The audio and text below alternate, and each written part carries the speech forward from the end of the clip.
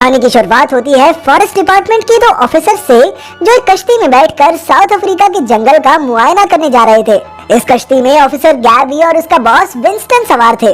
उस वक्त गैबी अपने ड्रोन की मदद से आसपास के जंगल की जांच कर रही थी, पर अचानक जंगल में मौजूद किसी इंसान ने उस ड्रोन को देख लिया।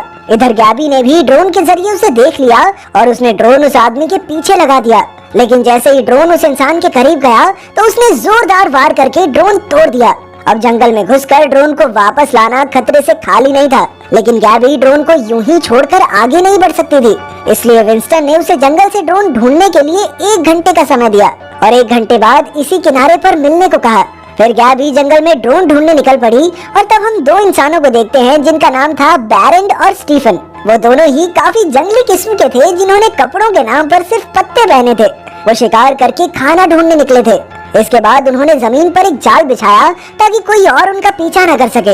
उधर विंस्टन जंगल में मौजूद कैमरास की बैटरी बदल रहा था और वहीं दूसरी ओर गैबी जंगल में काफी अंदर तक आ गई। तभी उसे महसूस हुआ कि कोई उन पर नजर रख रहा था और उसने वॉकी टॉकी के जरिए विंस्टन से बात करने की कोशिश की, लेकिन विंस्टन तो अपना वॉकी टॉकी कश्ती में ही भूल आया था।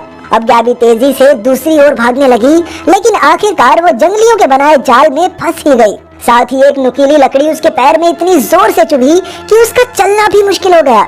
इधर विंस्टन को दूर से ही गैबी के चिल्लाने की आवाज सुनाई दी तो वो तुरंत अपना वॉकी टॉकी लेने कश्ती पर गया, पर उसमें पानी चला गया था, इसलिए अब विंस्टन को खुद ही गैबी को ढूंढना होगा। वो कश्ती में बैठकर गैबी का नाम पुकारता हुआ आगे बढ़ा, लेकिन जल्द ही जंगल से अजीब सी लाल रोशनी दिखाई देने लगी। जल्द ही रात हो गई, लेकिन गैबी और विंस्टन अब भी एक दूसरे को ढूंढ ही रहे थे। जब गैबी की नजर इस रोशनी पर पड़ी तो वो सुन्न सी होकर इस रास्ते पर चल पड़ी और चलते चलते एक झोपड़ी तक आ पहुंची। उधर विंस्टन ने देखा कि एक बेहद खतरनाक सा जानवर उसका पीछा कर रहा था, लेकिन उससे बचने के चक्कर में वो एक दलदल में फंस गया। वहीं गैबी झोपड़ी का दरवाजा खटखटाने लगी, लेकिन जब किसी ने जवाब नहीं दिया तो वो खुद ही दरवाजा खोलकर अंदर आ गई। उसने अपनी टॉर्च से इधर उधर देखा और फिर थककर जमीन पर लेट गई। उसने अपने पैर के जख्म पर पट्टी भी बांधी ताकि और खून ना बहे। तभी बैरन और स्टीफन भी वहां पहुंचे और उन्होंने गैबी से पूछा कि तुम हो कौन। गैबी ने बताया कि उसे चोट लगी थी, इसीलिए वो यहाँ आकर लेट गई। इसके बाद उन्होंने कपड़े पहनकर गैबी के जख्म पर मरहम लगाई। इसके बाद वो सब खाना खाने लगे और एक दूसरे के बारे में और बातें जानी। दूसरी ओर जंगल में विंस्टन अब भी उस जानवर से बचकर भाग रहा था। ये जानवर अपने मुंह से ऐसे कीटाणु छोड़ता था जिससे इंसानों के शरीर पर फंगस लग जाती और धीरे धीरे फंगस इंसान के शरीर को खाकर और बढ़ने लगती। इधर गैबी ने बैरन और स्टीफन को बताया कि उसने जंगल में एक ऐसा आदमी देखा जिसके शरीर पर पौधे उगे हुए थे, लेकिन उन दोनों ने गैबी की बात अनसुनी कर दी। उधर विंस्टन थक हार कर एक पेड़ के नीचे बैठ गया, लेकिन वो इस बात से अनजान था कि इस पेड़ की जड़ें उसके करीब आ रही थी। फिर सुबह होने पर बैरन ने एक खास मरहम बनाई और स्टीफन ने ये मरहम गैबी के जख्म पर लगाई। गैबी को छूते ही उसके दिल में घंटियां बजने लगी, क्योंकि उसने आज तक किसी लड़की को नहीं देखा था। उस वक्त गैबी सो रही थी और उसने सपने में देखा कि उसकी बाजू पर छोटे छोटे पौधे उग रहे थे। तभी वो डर के मारे उठ गई, लेकिन ये सिर्फ एक बुरा सपना था। जल्द ही बैरन और स्टीफन शिकार पर निकल गए और गैबी ने फिर से विंस्टन से बात करने की कोशिश की। तभी उसे विंस्टन के कराहने की आवाज सुनाई दी, लेकिन जख्मी होने के कारण वो विंस्टन की मदद करने नहीं जा सकती थी। तब उसने झोपड़ी में आग जलाई ताकि विंस्टन उसे ढूंढ सके, लेकिन जैसे ही बैरन और स्टीफन लौटे तो बैरन ने तुरंत आग बुझा दी। उसने कहा कि हम दिन में कभी आग नहीं जलाते। फिर रात हुई और गैबी ने बैरन से उसके बारे में पूछा तो बैरन ने बताया कि 13 साल पहले वो इस जंगल में पौधों पर रिसर्च करने आया था, लेकिन फिर यहीं पर उसकी पत्नी की मौत हो गई और उसके बाद वो कभी शहर वापस लौटा ही नहीं। तभी गैबी ने देखा कि उसका जख्म एकदम ठीक हो चुका था। फिर जब वो सो गई थी तो अचानक बैरन ने उसे जगाया और बताया कि उसके शरीर की गंध से एक जानवर झोपड़ी तक आ पहुंचा है। फिर गैबी ने भी बैरन और स्टीफन की तरह अपने पूरे शरीर पर एक लेप लगाया ताकि उसके शरीर से किसी भी तरह की कोई गंध न आए। इधर स्टीफन अपने तीर कमान के साथ दरवाजे पर घात लगाए बैठा था। जल्द ही इस जानवर की जड़ें गैबी की ओर बढ़ने लगी, लेकिन ऐन वक्त पर बैरन ने अपने चाकू से उन्हें काट डाला। इससे वो जानवर गुस्से में तिलमिला उठा और दरवाजा तोड़कर अंदर घुस आया।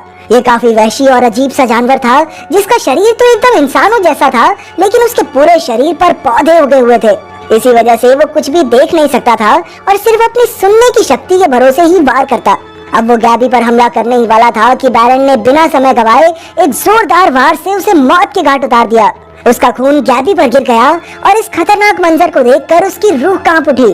फिर स्टीफन ने फटाफट गैबी के कपड़े उतारकर सारा खून पोंछा ताकि गैबी फंगस का शिकार न हो जाए। इसके बाद बैरेंड उस जानवर का खून जलाने लगा और गैबी को सच बताया। असल में ये एक ऐसा जानवर था जो इंसानों पर फंगस के कीटाणु छोड़ता, जिससे पूरे शरीर पर पौधे उगने लगते और जल्द ही वो इंसान बिल्कुल ऐसे ही दरिंदे में बदल जाता था। अगले दिन गैबी ने स्टीफन को शहर की जिंदगी के बारे में बताया और अपना फोन भी दिखाया, जिसे देखकर स्टीफन काफी हैरान हुआ। लेकिन अचानक बैरेंड ने गैबी का फोन छीनकर तोड़ डाला। वो हरगिज नहीं चाहता था कि उसका बेटा बाहर की दुनिया की चीजों के संपर्क में आए। असल में बैरेंड जंगल में रहकर अजीबोगरीब खोज करने लगा था और इतने सालों में उसने यहाँ के जीवन पर एक किताब भी लिखी थी। वो रोज एक पेड़ की पूजा करता था जिसमें भयानक सा फंगस लगा हुआ था। पूजा करने के बाद वो पेड़ के 2 मशरूम तोड़कर एक खुद खाता और एक स्टीफन को खिला देता। उसका मानना था कि ये पेड़ का प्रसाद है जिससे उसके शरीर पर फंगस नहीं लगता। इसके बाद जब वो घर लौटे तो उन्होंने देखा कि गैबी के शरीर पर भी फंगस बढ़ने लगा था। इसलिए बैरेंड ने उसे वापस लौट जाने को कहा। लेकिन स्टीफन को गैबी से लगाव हो गया था और वो जानता था कि ये फंगस ऐसे नहीं छूटेगा। खैर बैरेंड जबरदस्ती गैबी को जंगल से बाहर छोड़ने चल पड़ा, पर रास्ते में अचानक गैबी को विंस्टन की टॉर्च दिखाई दी। अब वो विंस्टन की खोज में तुरंत दूसरे रास्ते पर भागने लगी, लेकिन कुछ दूर जाते ही उसके पैर वहीं जम गए। उसकी आंखों के सामने विंस्टन पड़ा था, जिसके शरीर के हर हिस्से में पौधे उग चुके थे। हालांकि वो अब भी जिंदा था, पर उसने गैबी से कहा कि मैं मरना चाहता हूँ। लेकिन गैबी फूट फूट कर रोने लगी और उसने कहा कि वो विंस्टन को हॉस्पिटल लेकर जाएगी। पर बैरेंड ने उसे समझाया कि इसका कोई इलाज नहीं और जल्द ही विंस्टन भी उसी वहशी जानवर में बदल जाएगा। आखिरकार उसने एक तीर विंस्टन के मुंह में रखा और उसकी जान ले ली। तभी अचानक उन्हें उसी जानवर की आवाज सुनाई दी, इसलिए गैबी और बैरेंड दौड़कर फिर से झोपड़ी में लौट आए। रात को गैबी ने देखा कि उसकी टांगों पर फंगस बढ़ने लगी थी और उसे देखकर स्टीफन काफी परेशान हो गया। अगले दिन जब वो बैरेंड के साथ पूजा करने गया तो उसने मशरूम खाया नहीं, बल्कि अपने मुंह में ही छिपा लिया और फिर घर लौटकर गैबी को खिलाया ताकि वो ठीक हो सके। पर जल्द ही बैरेंड को इसकी भनक लग गई और उसने फिर से गैबी को वापस लौट जाने को कहा। लेकिन इस बार गैबी ने जाने से साफ इनकार कर दिया। धीरे धीरे स्टीफन और गैबी की नजदीकियां बढ़ने लगी, जिससे बैरेंड बिल्कुल खुश नहीं था। इधर गैबी ने जैसे तैसे अपना फोन जोड़ा और जंगल में लगे कैमरा की चिप डाली, जिसमें उसे वही वहशी जानवर दिखाई दिया। अब उसने बैरेंड से सारी बात की सच्चाई पूछी तो बैरेंड ने बताया कि 13 साल पहले उसकी पत्नी को इसी फंगस ने जकड़ लिया था और फिर वो धीरे धीरे एक पेड़ में बदल गई। तब से बैरेंड उसकी पूजा करने लगा और उसके मशरूम से ही आज तक वो और स्टीफन फंगस से बच पाए हैं। उसकी पत्नी भले ही एक पेड़ बन गई थी, पर वो अब भी जिंदा थी। और आखिरकार बैरेंड ने बताया कि उसकी पत्नी चाहती है कि वो स्टीफन की बलि दे दे, लेकिन बैरेंड अपने मासूम बच्चे को यूं ही कुर्बान नहीं कर सकता, इसलिए वो अपनी पत्नी के सामने गिड़गिड़ाता था। खैर फिर गैबी ने स्टीफन को अपने साथ शहर चलने को कहा, लेकिन बैरेंड को ये हरगिज मंजूर नहीं था। इसलिए रात को गैबी ने चुपके से स्टीफन को उठाया और उसे अपने साथ लेकर चल पड़ी। पर जल्द ही बैरेंड ने उनका रास्ता रोक लिया और स्टीफन से कहा, तो तू अपने बाप को इस जंगल में अकेला सड़ने के लिए छोड़ जाएगा? इस पर स्टीफन का दिल पिघल गया और वो वापस अपने पिता के साथ चल दिया। लेकिन गैबी को शक था कि स्टीफन बैरेंड के साथ सुरक्षित नहीं है, इसलिए वो भी उनका पीछा करती झोपड़ी तक आ गई। जैसे ही बैरेंड स्टीफन को लेकर निकला तो गैबी ने झोपड़ी में घुसकर तीर कमान चुराया और उस पेड़ तक आ पहुंची। उसने देखा कि बैरेंड ने स्टीफन को बांध दिया था और अब वो अपनी पत्नी को स्टीफन की बलि देने वाला था। स्टीफन बचने की कोशिश कर रहा था, लेकिन पेड़ की जड़ों ने उसे कसकर जकड़ लिया था। तभी गैबी ने उसे छुड़ाने की कोशिश की, लेकिन पेड़ ने उसे भी पकड़ लिया। पर जैसे तैसे स्टीफन उसके चंगुल से आजाद हो गया और उसने देखा कि बैरेंड गैबी को जान से मारने ही वाला था।